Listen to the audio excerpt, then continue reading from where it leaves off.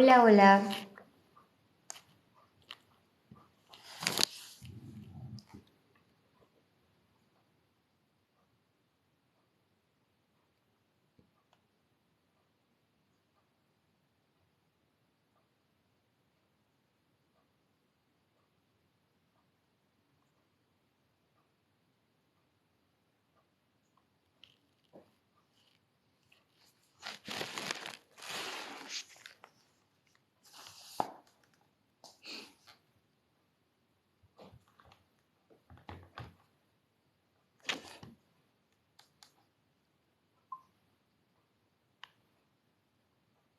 ¿Tú qué prefieres? ¿Una novia gordita o una novia bien flaquita? La verdad,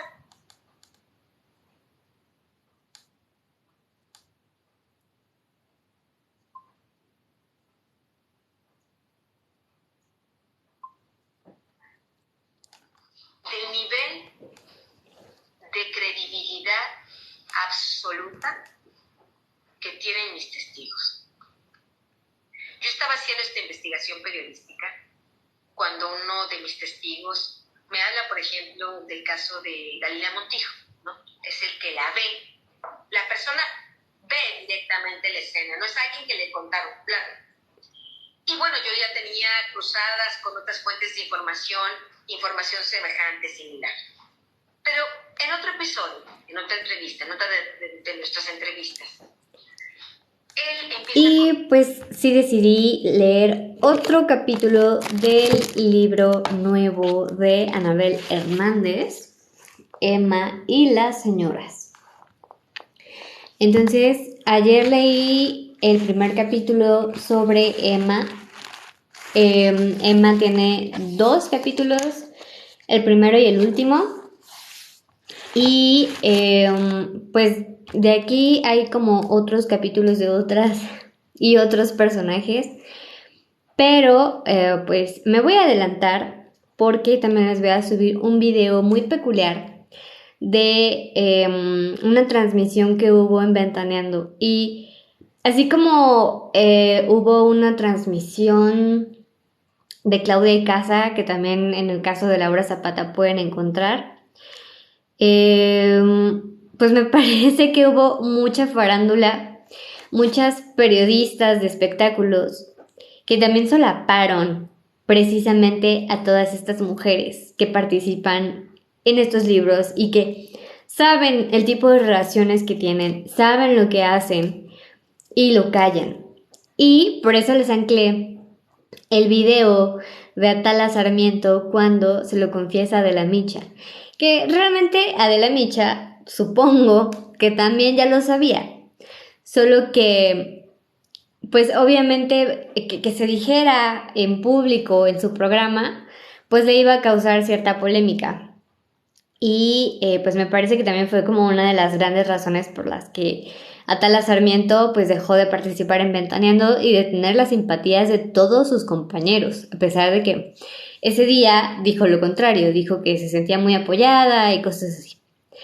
Pero pues bueno, resulta que pues la gente que siempre tuvo como una especie de fobia por Ninel Conde, como es la televisora de enfrente de Televisa, porque pues a ellos nunca les gustó que su talento, porque pues realmente Ninel Conde había comenzado en Azteca, en novelas como en el cine, y no recuerdo qué otra, después se pasó a Televisa, y pues ahí hizo toda su fama, todo su éxito profesional, entre comillas, ¿no? Porque pues lo suyo son los palenques, las revistas, es de donde ella más genera ingresos, más que por campañas o por novelas, ¿no? Que pues creo que ahora ya no hace tantas. Entonces, pues vamos a empezar con la lectura del capítulo número 8 de Emma y las señoras del narco, el bombón asesino. Dice, aún era de día cuando llamaron a la residencia de Paseo de Primaveras número 19 en Bosques de las Lomas, una de las zonas más exclusivas de Ciudad de México. Llegó un peculiar sujeto con llaves en mano y un flamante Lamborghini. El mensajero llamó a la puerta y solo dijo lo que le estaba instruido. un regalo para la señora. Ante el insólito obsequio, el empleado de la residencia pidió que esperara ahí y llamó a su patrón, Juan Cepeda Méndez, un polémico empresario que en el pasado había sido vinculado con Amado Carrillo Fuentes y el Grupo de Juárez, el Señor de los Cielos, a través del grupo financiero Anáhuac, es decir, lavado de dinero. Luego de 3 años en prisión, en 2001 salió absuelto de lavado de dinero y con una condena menor por el uso de documentos falsos. Había demasiados políticos involucrados en el caso, incluyendo a Federico de la Madrid, hijo del expresidente Miguel de la Madrid, y Diego Fernández de Ceballos. Ninguno fue condenado. Qué casualidad, ¿no? Su pareja era una vedette famosa y eran habituales algunos arreglos florales y cosas como esas. ¿Cuál sería su sorpresa cuando le informaron que en esa ocasión no había flores sino un Lamborghini? Ni siquiera se atrevió a preguntar quién era la persona que enviaba a su compañera tan espléndido regalo. Solo pidió que la persona se retirara con todo y auto y que no volviera más por ahí. El enviado respondió nervioso. Cierto que se podría haber puesto en los zapatos del marido indignado, pero no tenía opción. Debía por fuerza dejar el regalito. Tengo instrucciones, o sea, es que imagínense, ¿no? Quien tiene florería y cosas así, pues cuidamos obviamente ese tipo de cosas muchísimo. Entonces, pues procuras que si ya te pagaron algo, pues tú lo tienes que entregar y evidenciar que lo entregaste. De hecho, acá pues hay una cosa, les voy a contar. Yo tengo una florería y entonces pues yo sí doy evidencias de que entrego. Siempre me gusta pues quedar bien, ¿no? O sea, y conservar a mi cliente lo máximo posible. Y pues afortunadamente nunca nos ha pasado nada raro. Pero en una ocasión nosotros hicimos un regalo a Geraldine Bazán. Y pues la agencia nos dio pues como la oportunidad de hacerlo, ¿no? Al día siguiente nos llega una historia nos responden una historia de Instagram, un mensaje de una cuenta que tenía un seguidor, ¿no? Y era una persona muy extraña, un hombre, pues entre comillas, que decía que él quería mandarle un arreglo de flores a Geraldine y que obviamente pues quería una evidencia de que de que fuera entregado, ¿no? Entonces pues nosotros le dijimos que eso tenía que ser directamente con la agencia porque pues nosotros no podíamos tomarnos la libertad de hacer algo así. Porque pues, o sea, se presta como a este tipo de situaciones, ¿no? Afortunadamente pues esta persona entendió y ya, o sea, nos quitamos como la bronca, pero, o sea, sí fue como muy curioso. Y pues eso me hizo recordar un poco en qué aprietos debió haber estado la persona que iba a dejar el Lamborghini. Bueno, entonces dice que dijo, tengo instrucciones de que el coche se quede aquí o va a haber problemas. Y dijo sin dar más explicaciones. Pues al buen entendedor, pocas palabras, dice el refrán. Y así el mensajero dejó las llaves, el Lamborghini estacionado y se esfumó.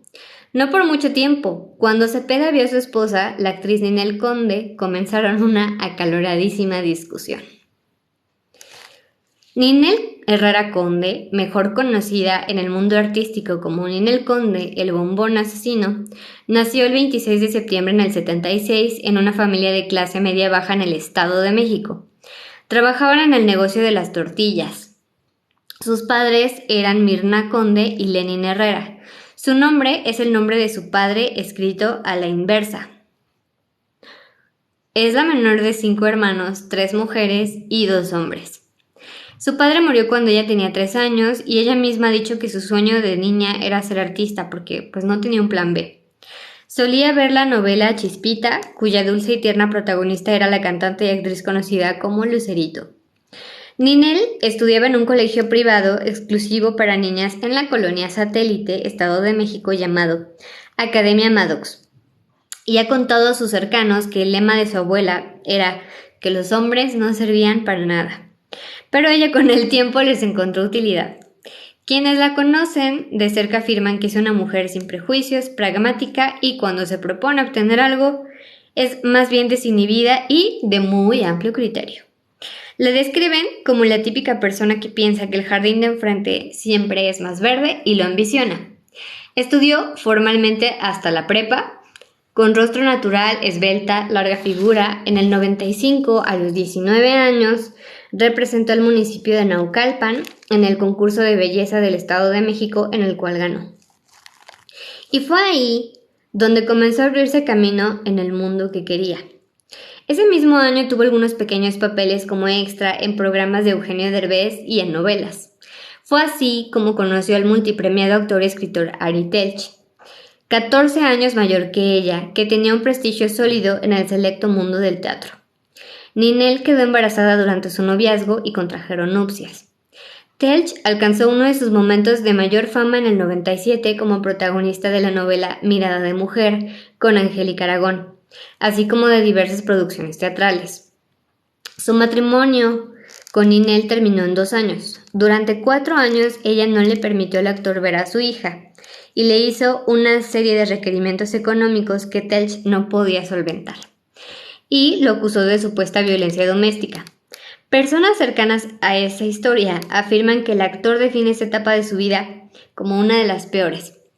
En 2003, Ninel Conde se involucró sentimentalmente con el cantante José Manuel Figueroa, cuyo principal género es la música grupera y es uno de los hijos del cantante Joan Sebastián, cuyo nombre real era también José Manuel Figueroa, fallecido en 2015. De acuerdo con integrantes del grupo de los Beltrán Leiva, además de su actividad como cantante, pues tenía relaciones con estos grupos. Al igual que su hermano Federico Figueroa, quien oficialmente se dedica a ser ganadero y promotor de espectáculos como jaripeos, palenques y ferias al interior del país. Un ejemplo de cómo un mundo y otro se entremezclan operativamente. Cuando Ninel se relacionó con Figueroa, él ya tenía una carrera musical exitosa. Ella grabó su primer disco de música grupera en el 2003 y ocupó la carrera de su pareja como trampolín. Comenzó a participar en palenques, ferias regionales. Desde entonces ha basado su fama de vedette con shows donde el principal ingrediente es su apariencia física, su llamativo y diminuto vestuario y sus coreografías. El mundo de los palenques y la música del género que eligió son el gusto predilecto de los narcos. Y pues mexicanos, sin más el espacio donde se hacen contrataciones el espacio donde se hacen contrataciones de vedettes en su perfil para fiestas privadas. Ninel ha centrado su carrera en un modelo de apariencia física que ha alcanzado a través de diversas cirugías estéticas. Quienes la conocen afirman que al menos se ha hecho una decena de intervenciones estéticas, ha transformado su rostro, ha moldeado desde pantorrillas, brazos, piernas, cintura, abdomen, derrière, senos, ojos y nariz. Algunas partes en más de una ocasión. Y bueno, viene la letra de su canción, la canción Bombón Asesino, que el autor argentino Juan Baena compuso en 15 minutos. Según explicó él mismo, la tomó Ninel Conde para cantarla en primera persona en 2006 y de ahí vino su sobrenombre. La melodía la convirtió en su himno. La relación con Figueroa terminó mal ese año y cuando se separaron ella lo acusó de ser agresivo, celoso y posesivo. Y lo hizo responsable públicamente de cualquier cosa que le ocurriera a ella o a su familia. Ojo aquí, el Bombón ya tenía otro candidato en puerta, el controvertido empresario Juan Cepeda, con quien comenzó una relación sentimental en el 2006. Y estaba incluido en la lista de los supermillonarios en México. Ella tenía 30 años y se casaron en el 2007. Viajes en avión privado, bolsas de marca edición especial, joyas, ropa, un sinfín de excentricidades. En todo fue complacida Ninel Conde por su nuevo esposo, y ella continuó con su carrera de vedette, y se afirma que la cantante podía gastar hasta 2 millones de pesos en un día de compras. Hola, pues estamos leyendo el capítulo que habla sobre Ninel Conde. Para los que acaban de llegar, pues les doy el resumen. Habla de la historia de Ninel personal, de cómo creció, pues entre comillas humilde. Dice que no tuvo carencias, pero pues obviamente tampoco es que tuviera lujos. Después ganó un concurso de belleza y fue ahí donde fue escalando. Realmente pues a sus parejas les encontró como bastante utilidad, sobre todo con Ari Telch, que él ya tenía pues un prestigio en su carrera, y pues a partir de ahí también pues deja ver que se colgó de José Manuel Figueroa y que tuvo una relación bastante ríspida. Pero pues a Joan Sebastián ahora también ya era un secreto a voces que pues él y su familia también se dedicaban a este tipo de cosas, y pues con esto, algo así hace cuenta, pues con esto pues confirma que cuando ella públicamente dijo pues lo hago responsable a él de cualquier cosa que me llegara a pasar a mí o a mi familia, pues no era de a gratis. Y todo esto porque en algún momento le regalaron afuera de su casa un Lamborghini. Y pues ahora sí, retomando hasta acá. Dice que se casa con Juan Cepeda cuando ya tenía 30, se casaron en 2007, pues él la complacía en absolutamente todo, y que pues podía gastar hasta 2 millones de pesos en un solo día comprando cosas. Soy introvertida, timidona, se ha definido Ninel a sí misma en diversas entrevistas. No para los integrantes de los Beltrán Leiva, según afirman testigos de los hechos. Cuando el dinero de Juan Cepeda fue menguando, igual ocurrió con el interés de Ninel Conde con él.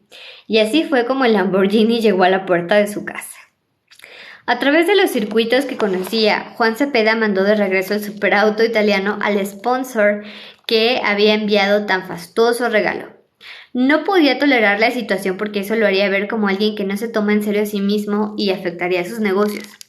Así, programó una reunión con quien estaba cortejando a su esposa. Lo citaron en el lujoso hotel Villa Bejar de Cuernavaca. Llegaron a recogerlo en un vehículo.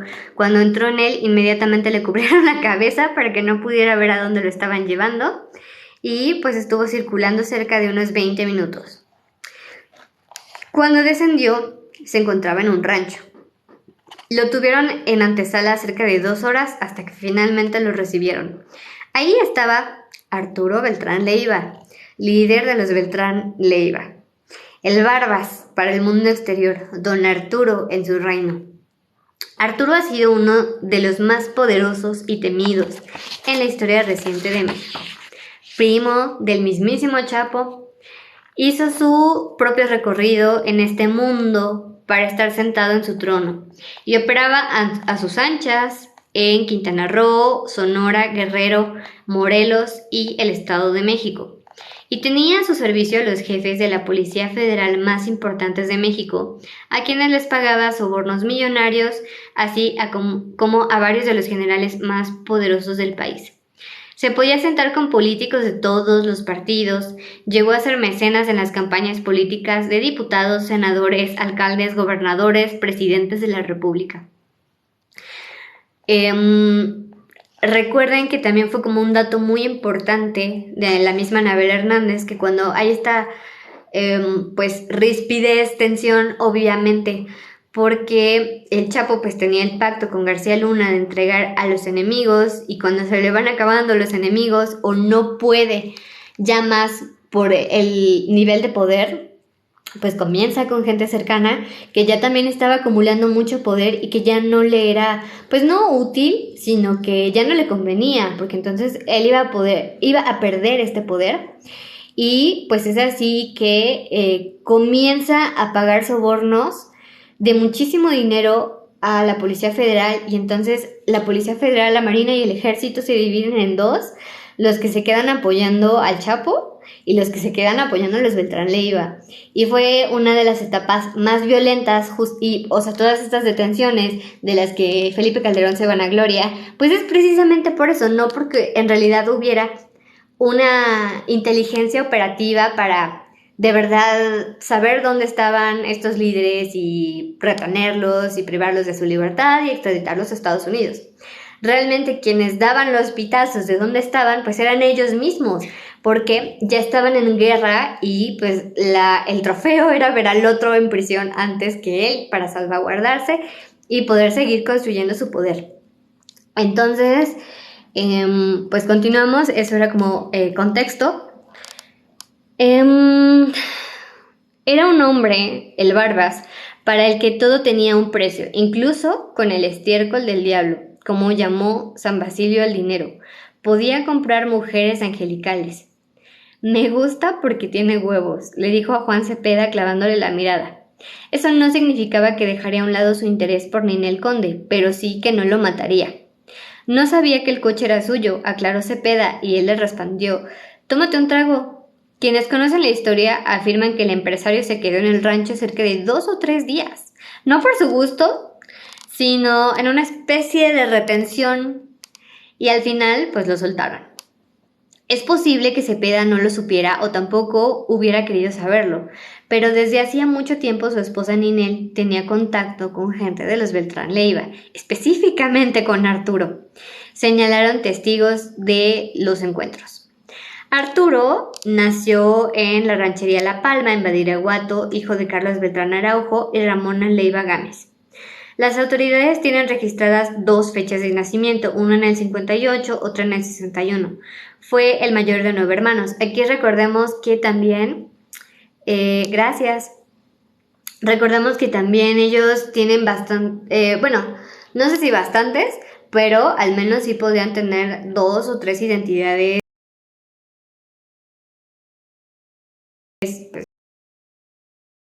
legales, porque obviamente conocen a la gente que es capaz de darles INES, CURPS, etcétera, ¿no? Para que puedan tener identidades pues, similares en el nombre, en el apellido, pero esto es como una práctica común.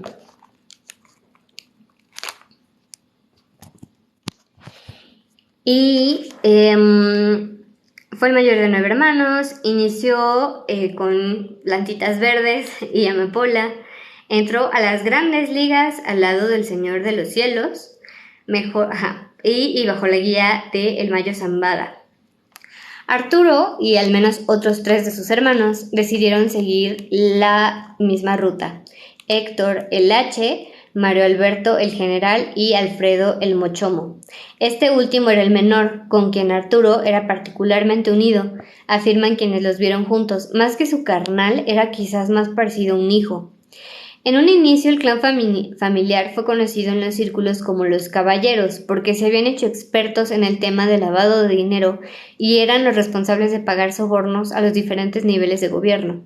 Recuerdo también que aquí, no recuerdo si fue en Los Señores del Narco o en El Traidor, pero hay una parte donde Anabel también documenta una ocasión, no sé si igual lo vaya a repetir aquí porque también ella ha sacado como varios extractos precisamente de los libros que ha escrito, un episodio también, como dice ella, de un momento en el que, si no me equivoco, fue el Mochomo, o no recuerdo exactamente quién de los Beltrán Leiva, pero era uno de los que más podía como intercalarse en el mundo empresarial, y cuenta que en Acapulco hubo un evento como de moda porque estaba, ¿cómo se llama esta mujer que organiza el Mercedes-Benz aquí en México?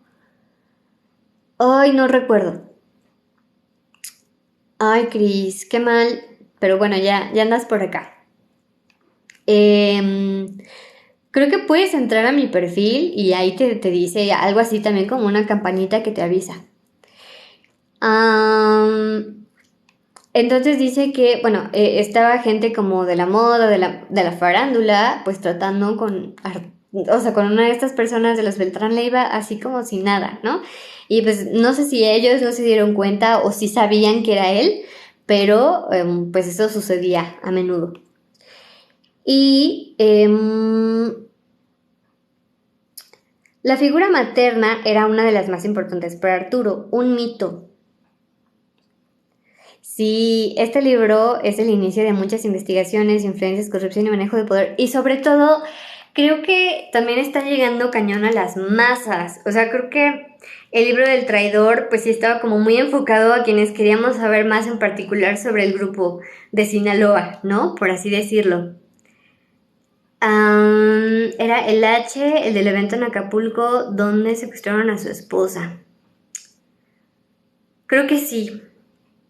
No recuerdo si está en el traidor, pero es que no tengo el libro porque lo presté y no me lo han devuelto, pero lo voy a comprar otra vez. Es el famosísimo libro Emma y las señoras del narco. Recuerden que también uno de los primeros libros, precisamente de Anabel, que pues la dieron a conocer también muchísimo como en este tema, fue precisamente Los señores del narco, y tiene pues sí, como la foto del Chapo. Más o menos es como el estilo de la portada, ¿no? O sea, era como un lado y el otro. Y en ese libro me contaron que la principal fuente había sido Tomás Ángeles de Aguajare, y que en venganza, pues recuerden que Ángeles de Aguajare fue aprehendido. Entonces parece que fue en represalia por haber sido fuente de Anabel. Pues no sé, porque usualmente pues mis lives no los ve así como demasiada gente, y pues como acá no se guardan, lo que he subido en YouTube, pues en YouTube realmente tengo muy pocos seguidores, entonces no creo. Continuando, la figura materna era una de las más importantes. En honor a ella, pues los hermanos fundaron una escuela primaria en La Palma que lleva el nombre de Escuela Ramona Leiva Gámez, en el esquema de control público, es decir, es mantenida con recursos privados, pero bajo supervisión de la Secretaría Pública del Estado. Arturo, primo del Chapo, fue quien ayudó a levantar su primera siembra ilegal en la Sierra Madre Occidental. Cuando el Chapo fue arrestado en el 93, en la primera ocasión, cuando sucedió lo del cardenal Juan Jesús Posadas Ocampo en Guadalajara, fue justamente Arturo quien se encargó de mandarle millones de dólares para sobornar a las autoridades federales y a los guardias del penal de máxima seguridad en Puente Grande, y fue quien financió el proyecto de fuga en 2001. Creo que también mencionó en ese libro justamente que ellos particularmente fueron quienes más lo apoyaron cuando estuvo en prisión, y quienes hicieron de Puente Grande pues una fiesta bien cañona. Hay una entrevista de Jesús Lemos que pues acá no puedo subir, pero hoy no recuerdo cómo se llama.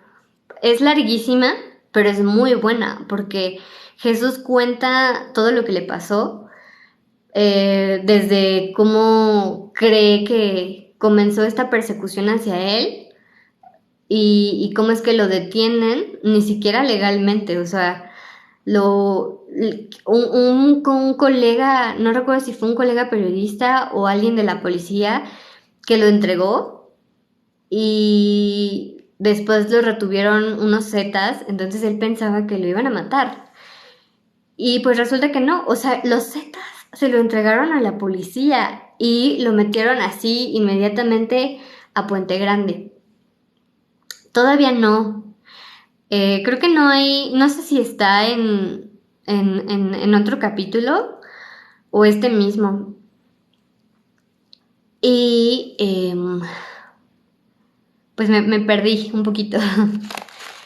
Pero bueno, sí que... sí, sobre lo de Puente Grande. Entonces narra, cómo en Puente Grande las condiciones son horribles. En Almoloya dicen que es bastante duro, pero en Puente Grande el cómo tenían al equipo, ¿cómo le decían? La selección mexicana, una cosa así, pues estaba cañón. Y la verdad es que viendo como todo esto del sistema penitenciario, no sé, la verdad, uno ya no sabe qué pensar. Entonces, bueno, igual, bajo este contexto, ahora sí seguimos. De acuerdo con testigos presenciales e informes del gobierno, el nombre de los Beltrán Leiva no aparece entre los sicarios o lugartenientes del cártel de Guadalajara, en la época en la que el Chapo era una especie de Jack el Destripador. La fama de sanguinario, mechacorta y despiadado le llegaría después a Arturo, gracias a que contaba con socios y brazos que coordinaban a grupos de sicarios para atacar a sus enemigos. Gerardo Álvarez Velázquez, el Indio y la Barbie. Además tenía los que él manejaba directamente, los Pelones y los Norteños. Hay como otro episodio este es de México en Llamas. Es brutal porque narra cómo alguien, pues entre comillas de la nada, puede llegar a pertenecer a estos grupos y cómo es que en ese entonces veía que pues la violencia comenzaba a multiplicarse porque, por ejemplo, hubo un testimonio que le dijo, bueno, es que cuando a mí me iban a reclutar, porque yo quise, me dijeron, ¿sabes qué? Voy por ti, te veo afuera de un Oxxo, en una carretera, y en una ocasión, no sé si alguien no llegó, creo que ellos no pudieron por el tiempo. Después hicieron una segunda cita, pues volvió a asistir, en esa ocasión sí fueron por él, lo llevaron a una casa justamente con la Barbie y estaba también los Beltrán Leiva, o sea, los hermanos nada más le dieron como que el visto bueno de lejitos, la bendición, y fue la Barbie quien le dio como la instrucción de qué hacer, le dio literalmente a su kit emprendedor, le dio pues básicamente todo, o sea, le dio mercancía, le dio dinero, le dio armas, le dio carros, le dio absolutamente todo para que él pudiera operar. Entonces, por ejemplo, decía que pues ahí mismo, literal, así como una pirámide, pero buena ondita, le decía, ¿sabes qué? Yo te pongo una flor de la abundancia, ¿no? Vas a vender 10 kilos y de esos 10 kilos tú te quedas con la ganancia de 5 y con esos 5 tú puedes invertir para que puedas pues seguir ganando más de acá, ¿no? Entonces, pues así comenzaban estos pequeños grupos que a su vez comenzaban a reclutar a más personas y que cuando, por ejemplo, supongamos, ¿no? En este caso, de los mismos Beltrán Leiva o de la Barbie, cuando a ellos los detenían, pues obviamente ya no había a quien, pues seguir las órdenes, ¿no? Entre comillas. Entonces, pues estos grupos, como ya no tenían un jefe, y ya tenían el poder, ya tenían el dinero, ya tenían los contactos, ya tenían armas, ya tenían todo hecho, pues obviamente comenzaban sus propias células. Y estas células eran las que generaban más violencia. Y pues es así que de repente, como se ha dicho en muchas ocasiones, Felipe Calderón le pega al avispero y entonces cuando llega Peña Nieto con la intención de hacer un pacto de la paz, ya no puede, porque ya las células son tantas que ya no tienen ni idea, entre comillas, de con quién pactar, porque estos grupos ya no responden a los grandes grupos, por así decirlo. Y justamente hablando de esto, también empecé a publicar las primeras partes de la entrevista que le hice a Jesús Escobar Tovar, es director editorial de La Octava, y me encanta también lo que ha hecho, sinceramente, La Octava, porque también nos ha ayudado a entender un chorro de cosas de qué había estado pasando en estos temas en los últimos años en México. Y pues lo voy a intercalar también con este contenido porque creo que sí es súper importante que pues todos estemos como en la misma onda, ¿no? O sea, saber qué realmente es lo que ha pasado. Y pues creo que ya va siendo tiempo, o sea, este libro se me hace un acto de valentía cañón por parte de Anabel porque, pues como lo dije ayer, El caso de los Vallarta. Órale, pues me agarras en curva porque si comienzo a hablar del caso Vallarta, no paro. De verdad, puedes revisar mi lista voy a hacer un maratón el 8 y el 9 de diciembre. Puedes revisar la lista precisamente del caso de Israel. Tengo casi 100 videos al respecto. Y también en mi canal de YouTube tengo un video también bastante largo explicando todo lo que ha pasado hasta hoy, como a grosso modo. Y también colaboro con La Voz de Julio. Entonces ahí también tengo un video que se llama Israel, una moneda de cambio, donde también en 45 minutos explico lo que ha pasado en 16 años.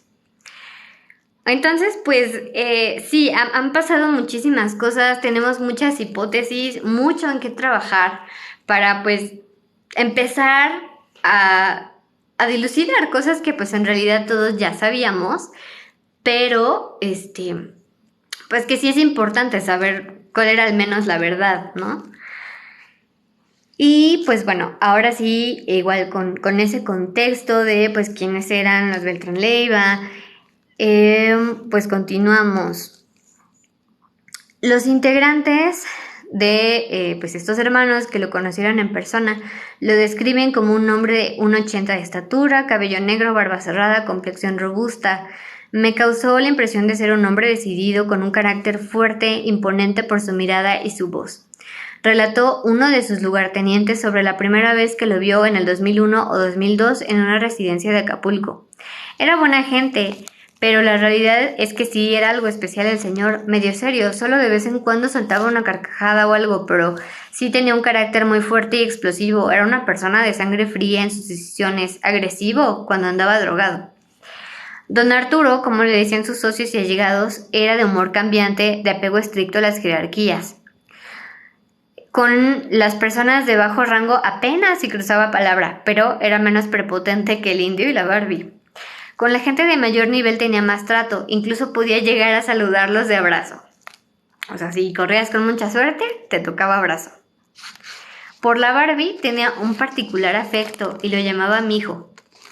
Podía llegar a ser espléndido con su gente, por ejemplo, regalar relojes costosísimos luego de una operación o golpe exitoso, pero no toleraba ni el más mínimo error. Podía matar a sangre fría ante la más mínima sospecha. A veces me abrazaba. Mi hijo, ahí le encargo a mi hijo el tigre, recuerda un testigo que le decía sobre la Barbie. Eso sí, me decía, si le pasa algo, usted me responde con su vida.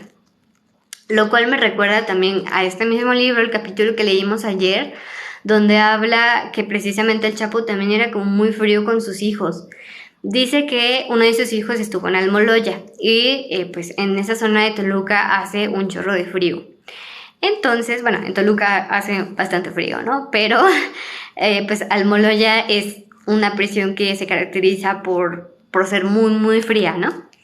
Entonces, pues el hijo quería ropa térmica, que pues creo que obviamente no iba a pasar si tú firmabas un escrito. Entonces, lo que hizo el Chapo fue pedir contactos para que le mandaran ropa térmica y unos militares dijeron, sí, nosotros lo hacemos, pero queremos tantos millones de dólares. Entonces, como fue una cantidad exorbitante, pues el Chapo lo pagó, pero cuando se enteró que pues básicamente le habían visto la cara, una de esas víctimas de la violencia horrible que hemos visto fueron estos militares que, entre comillas, se pasaron de lanza. Pero lo compara con el momento en el que Edgar fallece a manos de su mismo grupo, porque pues estas personas que lo ultimaron no les pasó absolutamente nada. O sea, a ellos los perdonaron por este error y el Chapo casi que dijo, pues ni modo, ¿no? O sea, son cosas que pasan. Tengo más hijos, ¿no? Casi. Entonces, pues sí, son personas que también se caracterizan por ser sumamente frías.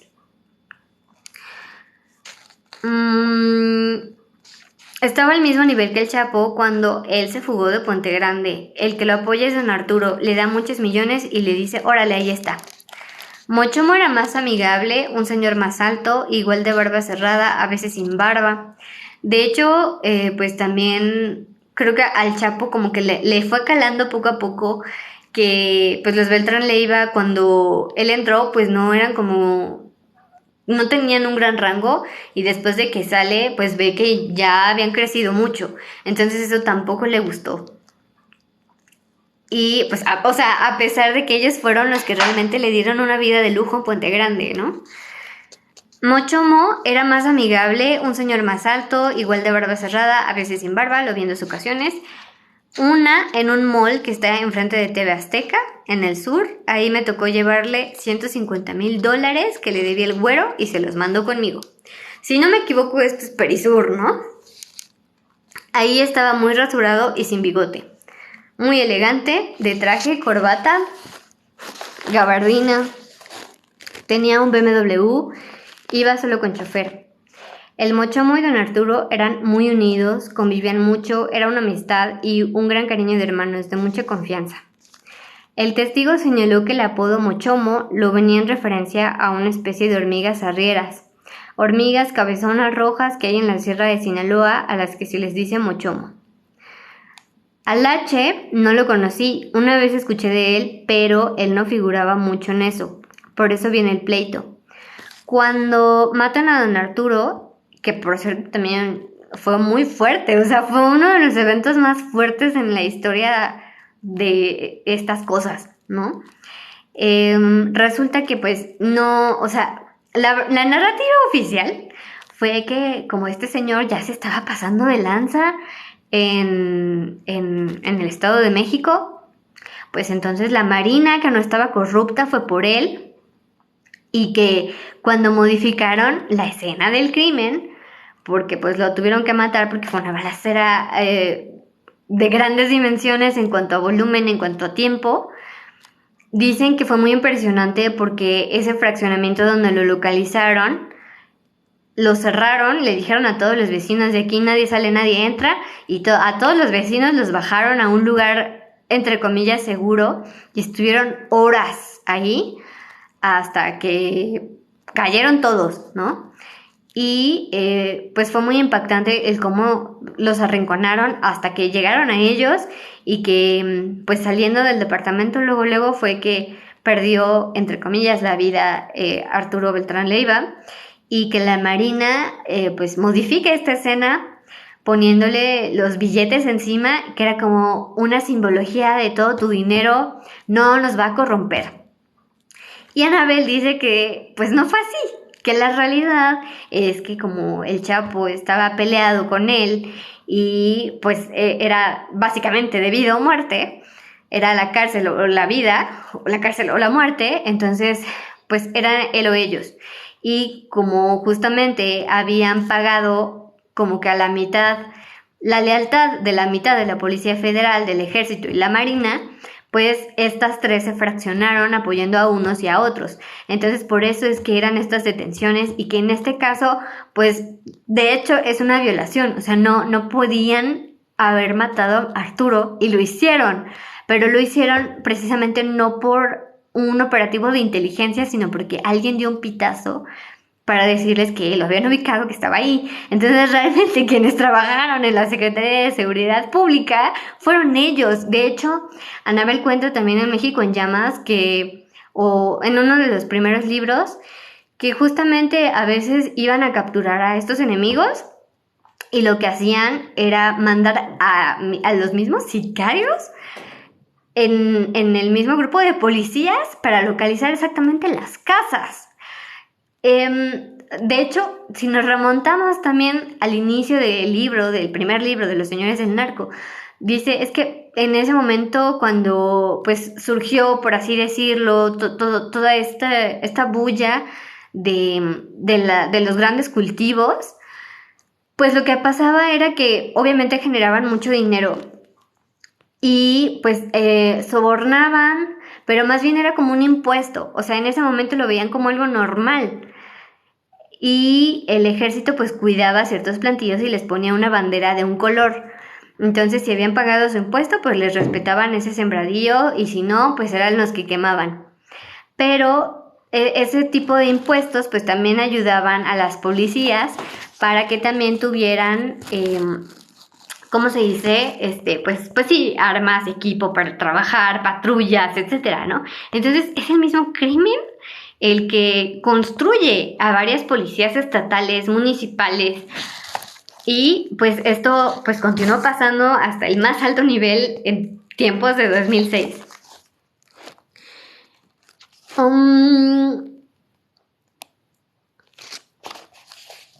Al H no lo conocí, una vez escuché de él cuando pues a él lo matan. El H quiere brincarle al güero. Se lo digo porque esto me dijo él. El H brinca y dice que ahora iba a ser el líder. Y el güero le dijo no, el líder soy yo, a mí me toca. Y se amenazaron de muerte ahí. Y se hizo la guerra entre la Barbie y los Beltrán. De todos modos, el güero no tenía buena amistad con ese señor. El H era muy mamón, muy serio. Él también tenía tratos con mucha gente del gobierno. De hecho, pues en general, el cártel de Sinaloa, también hay otro capítulo muy interesante, porque son los únicos, a pesar de que digan que Jalisco Nueva Generación es muy poderoso, Jalisco Nueva Generación le tiene que comprar a Sinaloa. Porque ellos son los únicos, en teoría, que tienen los contactos con la gente que mueve las cosas en Colombia, por ejemplo, ¿no? Entonces, para hacer el trasiego, pues no cualquiera puede porque un día diga, sí, yo lo voy a hacer, ¿no? Hay como pues ciertos contratos, ciertas claves. Entonces, los únicos que tienen esos contactos era el grupo de Sinaloa. Pero los Beltrán Leiva tenían ese y varios contactos. Entonces hay otro episodio donde se narra que un proveedor de Colombia llamado Cifuentes, en una ocasión hicieron una fiesta, no sé si venga aquí, pero uno de estos hombres dijo que, creo que eso viene en El Traidor. Hubo un operativo precisamente para cazar a uno de los Beltrán Leiva en una casa de Cuernavaca donde había una fiesta y estaba Cifuentes. Les dan el pitazo y se alcanzan a escapar, pero obviamente había chicas, había joyas, había armas, había dinero, había arte, etcétera, ¿no? Y entonces llega el operativo y que justamente en esa fiesta había tocado o cantado uno de los hermanos de Alejandra Guzmán y que el mismo Cifuentes decía que él había tenido una relación con Alejandra y que tenía fotos y